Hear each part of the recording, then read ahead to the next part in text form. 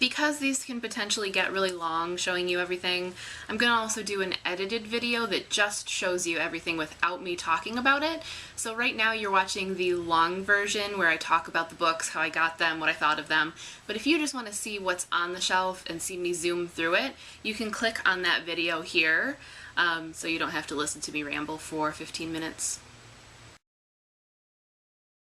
In my recent bookshelf tour video, I asked you guys if you wanted to see more, and if so, how you wanted me to proceed with the whole thing.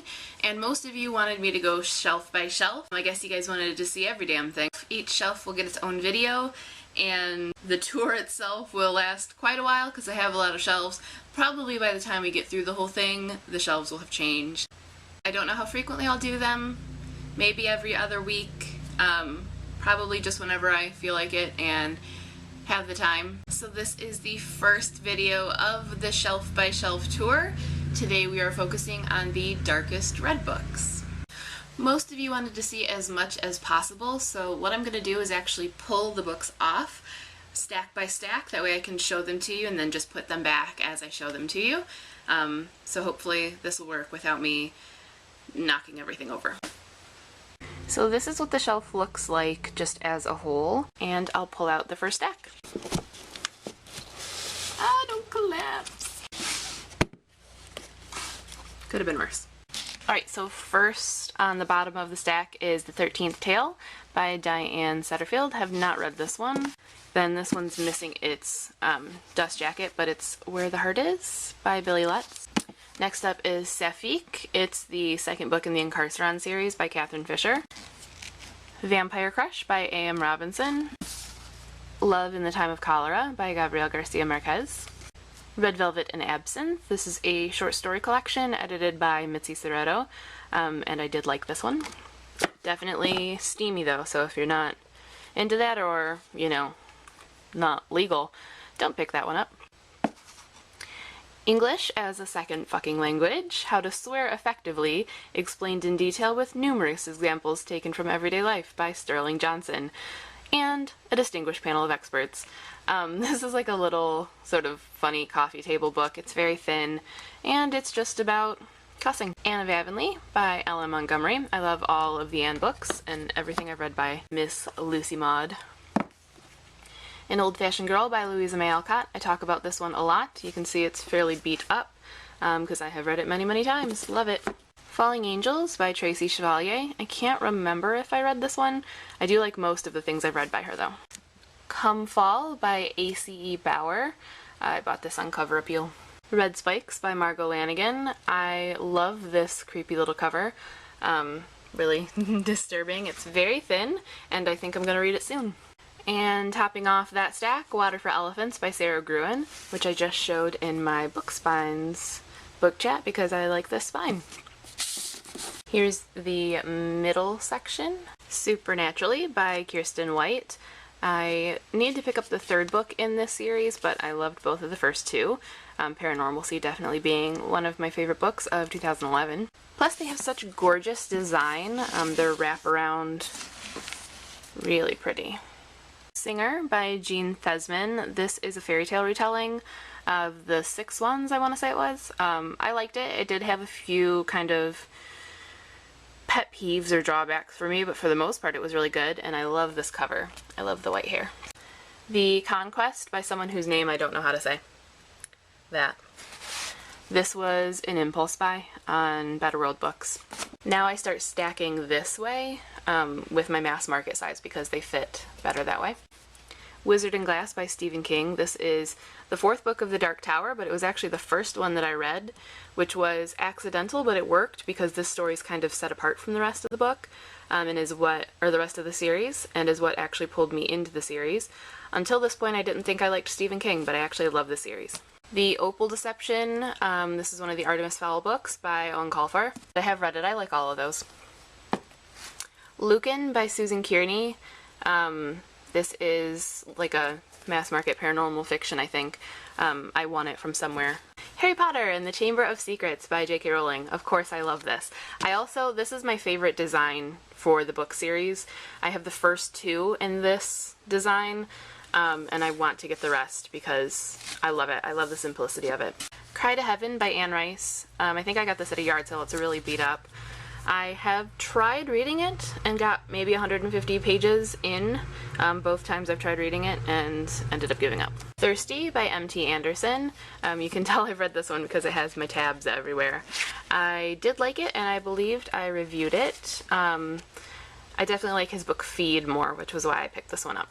Also, I like this cover. It's cute. Kitty Goes to Washington by Carrie Vaughn.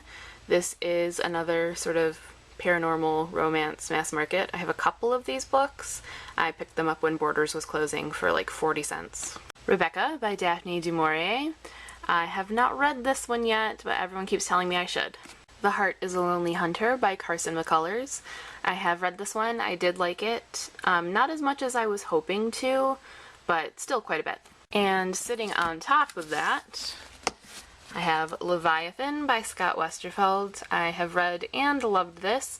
I had to kind of let myself adjust to it because I thought it was going to be older, like YA, and it's actually more middle grade, but it's fantastic once I let myself kind of get used to that idea. And I do have room for like a thin book up here, so I'll have to remember that. Here is the final section of this shelf. The Curse of the Wendigo by Rick Yancey. This is the second book of the Monstrumologist series. I got this one when Borders was closing too. Red Glove by Holly Black. This is the second book in the Curse Worker series. The first book is White Cat. I've been wanting to read this one lately. I think I'm going to read it soon. Exit the Actress by Priya Parmar. This is historical fiction, and I won it from somewhere, but I haven't had a chance to read it yet. Love You, Hate You, Miss You by Elizabeth Scott. I got this on Better World Books. Partly I just love the cover, but I heard really good things about this book and Elizabeth Scott in general. Blood and Flowers by Penny Blubaugh. Not gonna lie, this was a total cover buy. The plot actually sounds interesting too. There are going to be links to all of the books below. I would suggest clicking on this one and checking it out, because I think it sounds really cool. I just haven't read it yet. Battle of the Labyrinth by Rick Riordan. This is one of the Percy Jackson series books. It's book 4. I have only read the first one, but I have all of them. More Owen Colfer. This is the Half Moon Investigations. I know I got this one really cheap. I don't remember where, but I haven't read it yet. The Love Wife by Gish Jen.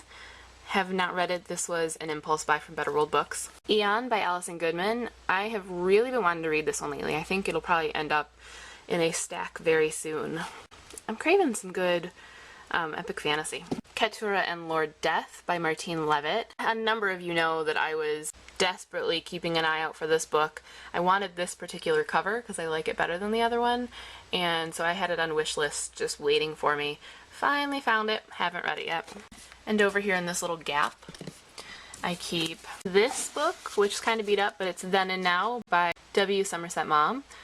I have not read it. This was like a random, I think actually this came, there was a box of books that I'd gotten from a lady at a garage sale for really cheap, and most of them were classics. She pretty much just gave them to me. I was really young. I was maybe 16 or 17, and I think she was just so in love with the fact that this young girl was like digging through this box of classics all happy that she pretty much just gave the whole box to me for like $2 or something. Pollyanna by Eleanor H. Potter. This is a classic. Some of you may have read it in school. I went through a big classics phase when I was a kid, so this is one of the ones I picked up. And I did like it. It's known for being very saccharine, very sugary sweet, but sometimes it's nice. And Fantastic Beasts and Where to Find Them. This is by Newt Scamander. It's actually by J.K. Rowling. It goes with the Harry Potter series. Stacked up right here in front of these, I have a few more that just don't fit. Seraphina by Rachel Hartman. You'll see this is still my ARC. I definitely want to get a hardcover copy because I adored this book. The Girl Who Circumnavigated Fairyland in a Ship of Her Own Making by Catherine M. Valenti. Loved this. And Girl of Nightmares by Kendar Blake. Again, loved it. And there's some of my tabs. And that, my friends, was the Darkest Red Shelf. Let me know what you think of the Shelf by Shelf tour, what you think of this shelf in particular, if there are any highlights of the shelf for you, books that you've read and love or want to read, or covers that you really like. And keep an eye out for the next shelf on the Shelf by Shelf tour. Until next time, happy reading!